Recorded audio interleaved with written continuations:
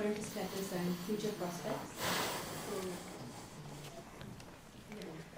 I am Dr. Sanju Tiwari. So first of all, namaste to all. And I am former recipient of DAD AINET postdoctoral.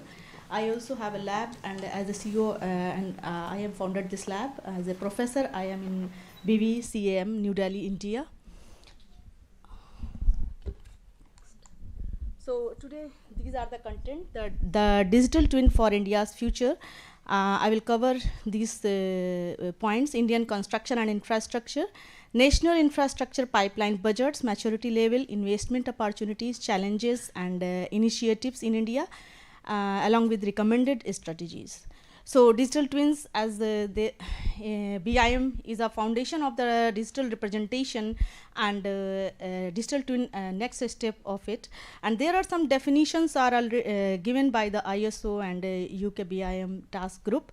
So just to introduce about it, and there is a huge potential in India about the for the digital twins, and they are the major 5 domains where they can play a very significant role. So city management, it can be used for the modeling and simulating the different urban planning and development scenarios. Infrastructure development to plan and design in the construction for the new infrastructure project, mobility and supply chain to optimize the logistic and transportation like ports, railways, airports, defense and security to simulate and analyze military operations and scenarios, and the last one is emergency management to model and simulate various scenarios like natural disaster and terrorist attacks, accidents. So now in this slide, I am going to highlight about the Indian construction and infrastructure. So India has to be the 3rd largest construction market in the world by 2025, as with an estimated value of around 1.4 trillion USD, as this sector is contributing 9% to the GDP and employing approximate 51 million people annually, and it was the 2nd largest FDI recipient for the 2021. And the vision of Indian government for the 2025 is aligned with the United Nations 2030 Sustainable Development Goal, that is to build the world-class infrastructure projects in the country. So government plans to build and construct to renovate the 100 airports along with 20 million affordable homes and modernize 8,000 railways stations. But it is found that 80% Indian project owners and contractors found that these projects there is a risk rising rapidly, and 70% of infrastructure has to be built by 2030, and it is believed that productivity can be boosted up by using the BIM and other digital technologies. So but there is a need to implement the policies and strategies, mandates, standards for strengthening these the infrastructure project in India, and also need to adopt the latest design technologies like BIM, GIS, and digital twins. So these are some schemes launched by Indian government for the Indian construction and infrastructure: the National Infrastructure Pipeline, the National Monetization Pipeline, PM Gati Shakti, that is a national master plan for multimodal connectivity, Smart Cities Mission, the National Single Window System. So I would highlight about the National Infrastructure Pipeline budget, how it is distributed in what domains, like as the current economy is it is the 5th largest with a GDP of 3.7 trillion US dollar, and it is expected for the 2025 to USD 5 trillion economy. And under the NIP project and budget, it is allocated for several domains like energy, roads, PM Gati Shakti, although it is not the part of NIP, it is a different scheme, and mobility, port and airport, digital infrastructure, and railways.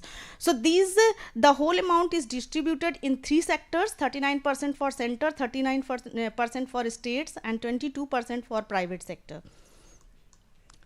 Now, where the BIM and digital twin lies in the maturity level in India's, so I have covered from the geospatial reports. So we can see that surveying, there are 4 phases in this surveying: plan and design, build, operate, and maintenance. So surveying and plan and design, there lies between the level 1 and level 2. While the build and operate and maintain, they are at the mature stage. So it is expected to implement BIM and digital twin by the 2025 in at the level 3. And now, what are the opportunities in the for the investment purposes? So I have covered here transport and urban transformation. So in the transport, there are 4 categories like roads and highways. So here, highway construction in India, it is increased by 17% CAGR between fiscal year of 2016 to 21. And India has constructed 13,298 kilometers of highways in fiscal year of 21, despite the pandemics and lockdown. And the government of India had allocated 26 approximately billion US dollars to the Ministry of Road Transport and Highways, and also allocated 1.4 trillion US dollar under the NIP budget for the 2019 to 25. Also, 81 high impact projects are under India's Gati Shakti program, and there are various highway projects include like Delhi Mumbai Expressway, Amritsar Jamnagar Expressway, and Saharanpur Dehradun Expressway.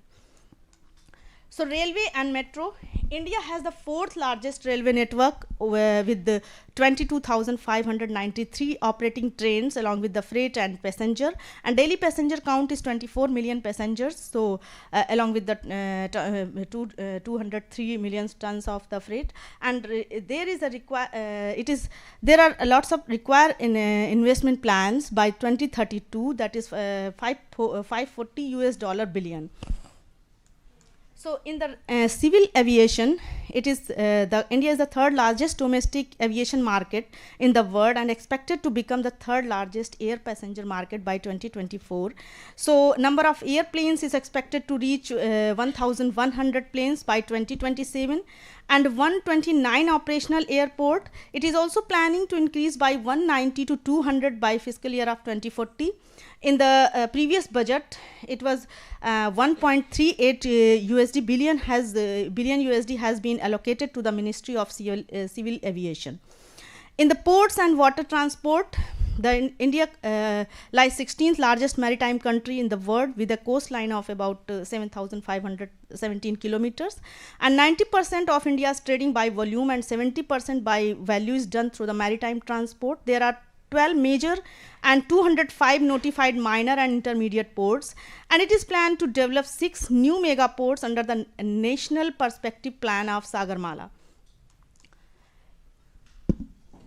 Okay, just I'm closing.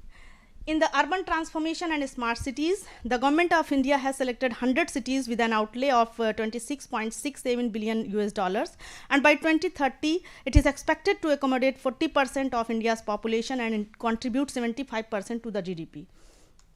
So these are some challenges that are still in Indian AEC industry. That is 45% projects are over budget, 76% projects are delayed, 30% projects require rework, 35% material is wasted, and 55% unproductive constructive sites. These are some other challenges that are found in digital transformation by Indian construction and infrastructure sector by this GeoWorld consulting analysis. These are like huge investment stakes, insufficient, lacking in the common standards and techniques, and manual time consuming process, limited data security, and industry fragmentation, project uniqueness with the varied requirements. These are some recommended strategies in BIM and digital twin. There are 11 strategies that are recommended. Due to limited time, I will not go in the deep.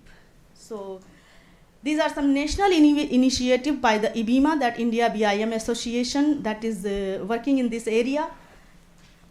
And so for and these are some digital twin initiative in India.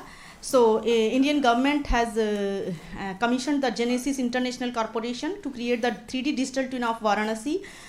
by capturing its physical feature, processes and relationship, and with the extensive area of 160 square kilometer, and the value is 9.59 million USD dollars.